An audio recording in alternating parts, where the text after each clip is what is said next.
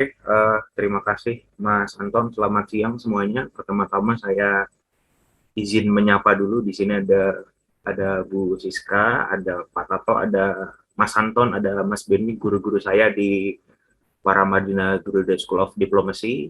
Dan yang kedua, selamat siang untuk Mas Rene dan Mas Pus sebagai pembicara juga di siang ini. Saya merasa ini kehormatan untuk sharing ya terhadap temuan data yang saya olah sekitar seminggu. Jadi sebagai sebagai pembukaan, saya diberi tugas khusus oleh PGSD untuk menyampaikan temuan data saya. Jadi awalnya data saya berbicara tentang uh, konflik Rusia dan Ukraina yang itu menyebar di aspek ruang digital. Jadi perangnya nggak hanya terjadi di ruang fisik, tapi juga terjadi di ruang digital. Itu tugas pertama saya waktu itu. Tapi setelah datanya saya olah, sekitar saya dapat 300.000 raw data. Saya mengambil data dari Twitter waktu itu. Saya menemukan adanya satu poin di mana ada narasi Rusia versus Ukraina, ada narasi khas Indonesia di situ, dan ada narasi Cina yang mengekor kepada Rusia di situ. Nah, bagaimana narasi ini berkembang antara saya sebut 4 klaster itu yang akan saya presentasikan di hari ini. Jadi semoga ada relevansinya dengan konteks G20 yang akan kita bahas yang ini. Saya akan melaju sangat cepat di presentasi saya karena ini saya bikin lumayan panjang ya karena isinya temuan semua. Jadi saya akan coba merapatkan setiap paparannya. Oke. Jadi ini penelitian saya bikin bertiga. Saya sebagai project manajernya, saya dibantu oleh dua mahasiswa PGSD, yang satu Mas Galih Priambada, yang satu Mas Afrizal Fajri, yang merupakan alumni PGSD juga. Jadi saya bikin penelitian bertiga. Teknisnya seperti ini. Jadi ini adalah remark, saya kasih disclaimer di awal.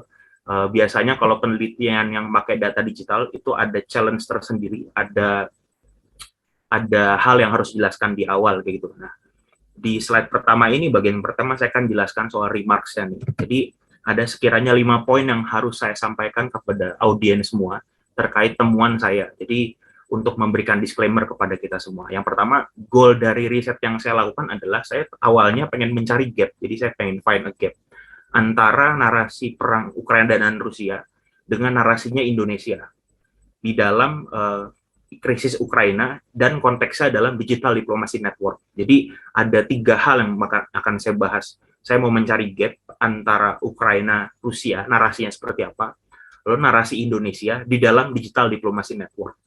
Nah, nanti detailnya akan saya jelaskan di setelahnya. Lalu, kalau saya di sini menulis kata digital diplomasi network, apa sih artinya digital diplomasi network dalam riset? Jadi, digital diplomasi network, saya kasih definisi di awal adalah interaksi antara aktor-aktor negara yang memiliki otoritas politik luar negeri atau otoritas fungsi-fungsi diplomatik. Jadi seperti embassy, lalu duta besar, lalu menteri luar negeri dan sebagainya, itu adalah otoritas kementerian otoritas fungsi diplomatik yang mereka melakukan aktivitas dalam ruang digital atau cyberspace. Yang saya ambil cyberspace-nya sampelnya di sini adalah Twitter.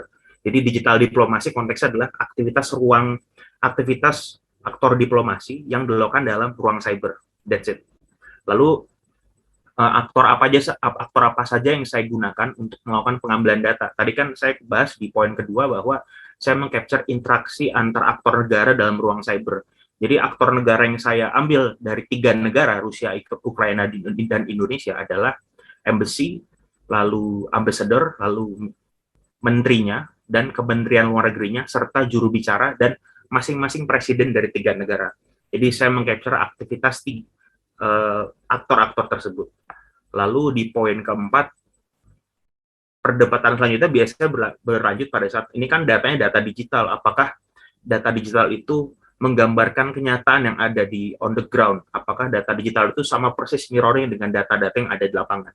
Jadi saya memilih perspektif yang data digital adalah perpanjangan. Jadi dia adalah realitas yang berbeda dengan dunia offline, berbeda dengan yang ada di lapangan. Jadi pada saat kita melakukan penelitian digital diplomasi, kita harus memilih 2 perspektif. Pertama, apakah kita akan menyamakan realitas kita di digital dengan realitas offline, atau kita akan membedakan. Nah, perbedaan ini akan menghasilkan perbedaan analisis. Saya memilih untuk membedakan. Jadi, yang saya bahas pure adalah bagaimana aktor-aktor Kementerian Luar Negeri itu beraktivitas dalam ruang digital untuk mempromosikan kepentingan nasional dan mempertahankan bergennya, serta menyebarkan narasi. Itu poin saya. Lalu, ini kan data banyak. Data dari media sosial biasanya data kotor. Bisa jadi nggak signifikan, nggak relevan. Nah, gimana cara saya melakukan verifikasi datanya? Saya melakukan teknik data cleansing di situ. Jadi, saya menggunakan beberapa keyword dari aktivitas aktor-aktor tersebut, supaya data yang saya dapatkan itu relevan dan konteksnya sesuai dengan apa yang akan kita bahas. Itu adalah 5 disclaimer yang akan saya bahas. Nah, saya melakukan pengambilan data menggunakan mesinnya teman saya, namanya Mas Afrizal, yang mungkin tidak hadir di hari ini, namanya Sevia Twitter Crawler. Jadi, saya melakukan pengambilan data dari 25 state actors dari 3 negara. Tadi aktor-aktornya sudah saya jelaskan. Saya mengambil data dari 26 Februari sampai 3 Maret. Dari 25 aktor negara tersebut, saya mendapatkan 4.694 aktor dengan 3.717 relasi di antara mereka. Lalu seperti yang saya bilang, kalau data cuma kita presentasikan sebagai data, itu tidak akan bunyi. Maka saya melakukan pemrosesan 3 algoritma di dalam analisis yang akan saya paparkan. Saya pakai algoritma weighted degree, between centrality, dan PageRank. Bahasa simpelnya, saya memakai algoritma weighted degree untuk menemukan aktor yang paling berpengaruh. Saya menggunakan between centrality algorithm untuk menemukan siapa broker informasinya, dan saya menggunakan algoritma PageRank untuk melihat aktor yang paling referensial, jadi man behind the gun. Itu bahasa sederhananya. Ini bisa saya share PPT-nya, jadi di sini saya akan mendisclaimer, saya akan fokus ke hal yang kuning, Digital Diplomacy Network. Jadi saya akan mengcapture struktur sosial dari aktivitas diplomatik, tapi secara matematis. Jadi kalau teman-teman mengekspektasikan saya akan menggambarkan struktur sosial secara komprehensif, seperti kualitatif, saya tidak akan mempresentasikan hal itu. Saya akan fokus kepada struktur sosial secara matematis. Jadi akan ada ukuran matematisnya, karena saya menggunakan algoritma.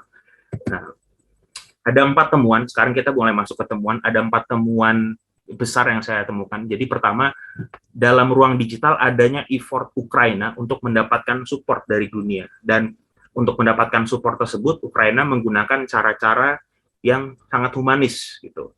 Lalu yang kedua, di sini Ukraina itu sudah prepare untuk menghadapi disinformation mesinnya Rusia. Jadi ada beberapa data yang saya temukan dan itu bentuk preparation Ukraina terhadap disinformasinya Rusia terhadap isu perang ini. Lalu ada terkait Indonesia ini terdiam, dalam tanda kutip terdiam.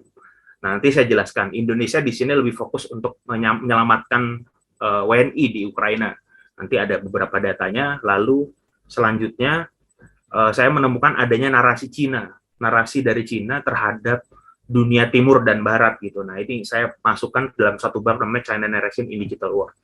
Nah, ini kira-kira 4 bab besar yang akan saya jelaskan. Saya langsung ke yang pertama. Jadi, apa yang terjadi dalam jaringan? Jadi saya akan bahas berdasarkan bentuk jaringannya dan bagaimana masing-masing negara berinteraksi. Saya ingin teman-teman melihat di slide saya ada warna kuning, ada warna biru, dan warna merah. Ya. Jadi kuning itu, lingkaran kuning menandakan disitulah terletak aktor Ukraina, dan warna biru itu, lingkaran biru menandakan disitulah terletak aktor Rusia. Sedangkan lingkaran warna merah di situ menandakan aktor Indonesia. Sesimpel teman-teman lihat slide ini, nggak harus melakukan interpretasi, kita sudah bisa melihat siapa sih negara yang paling punya effort, yang paling punya kepentingan dalam isu ini. Yang warna kuning, karena dia garisnya yang paling besar. Aktor Ukraina tersebar luas di sini. Sedangkan aktor Indonesia itu sangat amat kecil. Mereka cuma ada di lingkaran nomor 1 dan nomor 2, Kemlu dan Menlu RI.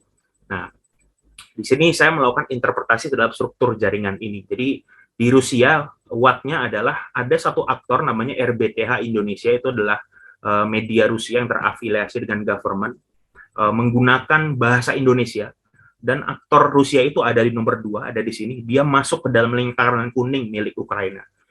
Ini menarik nih, jadi ada behavior intelligence lah kalau kata guru saya, ada behavior yang menarik dari aktor Rusia, dia masuk langsung bertempur secara naratif dengan circle-nya Ukraina. Terkhusus dengan Pak Dubes Fasil Hamyamin di situ. Jadi di situ ada pertempuran antara Ukraina dan Rusia, antara RBTH Indonesia dan Fasil Hamyamin serta embesinya Ukraina di Indonesia. Nah, mengapa nih mereka bisa ada dalam satu klaster padahal mereka berbeda partis, mereka berbeda negara. Nah, dari interpretasi saya melihat ini adalah behavior intelligence yang dilakukan oleh Rusia. Ini behavior information operation yang biasa dilakukan oleh Rusia. Jadi mereka berusaha mengkanter sumber informasi yang biasanya akan menyebarkan informasi paling efektif, supaya narasi yang muncul adalah narasi yang Rusia inginkan, seperti itu. Tidak ada yang salah dari hal ini karena ini adalah effort untuk mendapatkan dukungan internasional gitu. Lalu di poin kedua soal Ukraina, di sini Ukraina saya melihat bahwa ada dua lingkaran kuning yang sangat besar. Kalau teman-teman lihat lingkaran biru punya Rusia, itu lingkaran birunya tersebar jadi 3. Tapi lingkaran kuningnya Rusia itu dia sangat berdempetan dan jumlahnya dan ukurannya sangat besar. Ini menandakan bahwa Ukraina itu memiliki fokus yang sangat tinggi untuk mendistribusikan informasi kepada aktor yang ada dalam jaringan ini. Nah, ini mengapa sampai Ukraina effortnya sebesar ini? Kalau saya baca dari konten-kontennya dan beberapa publish yang dikeluarkan oleh otoritas Ukraina, Ukraina ini punya keinginan, punya visi untuk mendapatkan dukungan internasional, baik itu dari pembiayaan, bantuan militer, dan sebagainya. Terbukti dari beberapa interviewnya Fasil Hamyamin di media, Fasil Hamyamin mendorong Indonesia untuk memberikan bantuan. Gitu. Masyarakat Indonesia memberikan bantuan dan Indonesia memainkan perannya sebagai presiden G20. Nah, jadi mereka memiliki motif yang sangat kuat untuk menyebarkan informasi dalam jaringan ini. Nah, sedangkan yang warna merah Indonesia itu small engagement. Jadi tidak ada engagement yang sangat besar. Informasi yang disebarkan oleh Indonesia nyaris tidak memiliki pengaruh. Maksudnya apa? Apakah Indonesia tidak punya sikap dalam kasus ini? Apakah teman-teman Kementerian Luar Negeri sebenarnya tidak melakukan strategi dalam public relation? Jawabannya tidak, karena pada saat saya cek di official media sosialnya atau website Kemlu sebenarnya sudah mengutarakan sikap-sikapnya. Tapi sekali lagi, kenapa tadi saya jelaskan saya menggunakan 3 algoritma untuk memberikan disclaimer bahwa bisa jadi Kemlu itu sebenarnya sudah mengutarakan sikap strategisnya terhadap isu ini. Tapi menurut algoritma yang saya run, sikap dan narasi itu nggak berpengaruh apapun dalam jaringan. Karena dia tidak fit ke dalam narasi yang dimainkan oleh Rusia dan Ukraina. Jadi itu penjelasan saya. Bukannya Indonesia tidak memiliki peran, tapi Indonesia narasinya kurang berpengaruh. Lalu ini kira-kira yang terjadi selanjutnya, saya menyimpulkan bahwa aktor-aktor Rusia yang ada dalam jaringan itu tidak memiliki impact sama sekali terhadap apa yang terjadi dalam perang informasi. Nah, jadi bisa dibilang Ukraina menjadi pemenangnya nih kalau berdasarkan data matematis yang saya dapatkan. Ukraina ini berhasil di poin yang kiri, jadi ability to engage, Ukraina itu berhasil mendapatkan simpati yang sangat besar dari dunia. Dan strateginya sangat konsisten. Mereka menggunakan human touch dalam setiap publikasinya. Jadi ada kisah-kisah kemanusiaan, storytelling yang sangat indah gitu, yang mereka paparkan dalam setiap publisitasnya. Lalu dari sisi information brokernya, pada saat informasi itu mau tersebar luas ke dalam seluruh jaringan, itu informasi yang harus dibawa adalah tentang warning terhadap mesin disinformasinya Rusia. Jadi kalau dari sisi kekuatan untuk menyebarkan informasi, itu isunya harus kemanusiaan. Tapi kalau informasinya itu mau menyebar ke seluruh klaster, walaupun aktornya berbeda-beda, itu harus ada narasi tentang hati-hati loh, Rusia ini punya mesin disinformasi. Nah, di sini yang menyebarkan lagi-lagi Ukraina. Jadi Ukraina nih dari sisi perang digital, ini menangnya menang telak banget gitu. Jadi dia sukses dapetin simpati, dia bisa mengantisipasi Rusia itu akan menyebarkan berita-berita bohong menurut Ukraina. Kayak gitu. Dan Indonesia posisinya menurut saya absen konteksnya sekali lagi bukan tidak melakukan apapun, tapi yang dilakukan itu tidak muncul dalam network karena tidak memiliki pengaruh yang signifikan secara matematis kayak gitu. Nah, saya lanjut lagi, ini eksplorasinya. Jadi saya melihat ada 3 hal besar dari network tadi. Jadi Ukraina itu punya effort untuk mendapatkan support melalui aspek kemanusiaan.